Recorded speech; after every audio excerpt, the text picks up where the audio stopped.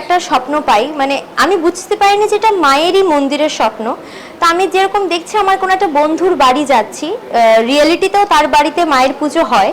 তো আমি কখনো ওর বাড়ি যাইনি, কিন্তু দেখলাম যে হ্যাঁ খুব একটা স্লাম এরিয়া টাইপের জায়গা, খুব সরু গলি, খুবই একটা অপরিচ্ছন্ন একটা পরিবেশ বাইরের রাস্তাটা, কিন্তু সেই গলি দিয়ে ঢুকে খুব সুন্দর একটা মায়ের মন্দির, যেখানে নারায়ণ, লক্ষ্মী, গোপাল, জগন্নাথ, গণেশ সবাই আছে, কিন্তু সেখানে খুব প্রায়োরিটাইজড ওয়েতে জগন্নাথকে সাজিয়ে রাখা খুব সুন্দরভাবে। আমি বলছি মায়ের মন্দিরে কখনো তো এরকম দেখিনি যে জগন্নাথকে খুব সুন্দর করে প্রায়োরিটাইজ করা হচ্ছে, কারণ আমরা জানি যে মায়ের সাথে তার ভৈরব ভোলে বাবা, তাকে প্রায়োরিটাইজ করা হয়। তো সেই স্বপ্নটা আমি দুবার আমি রিপিটেডলি দেখি। তো মাকে বলি, তো মা বলছে এরকম ঠাকুরের স্বপ্ন দেখেছিস? মায়ের স্বপ্ন ঠিক আছে।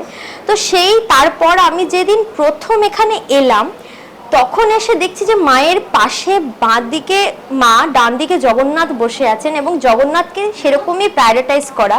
তো তারপর আস্তে আস্তে আস্তে জানতে পারলাম যে এখানে মায়ের ভৈরব জগন্নাথ। তো সেই স্বপ্নটা যখন আমি রিয়েলিটিতে ফিল করলাম যে হ্যাঁ এখানে মায়ের ভৈরব জগন্নাথ, তাই জগন্নাথ এত প্রায়োরিটাইজ, তো সেই জিনিসটা এবং মন্দিরের রাস্তা বা মন্দিরটা যেরকম দেখেছিলাম সেই একই রকম প্রায় অবিকল।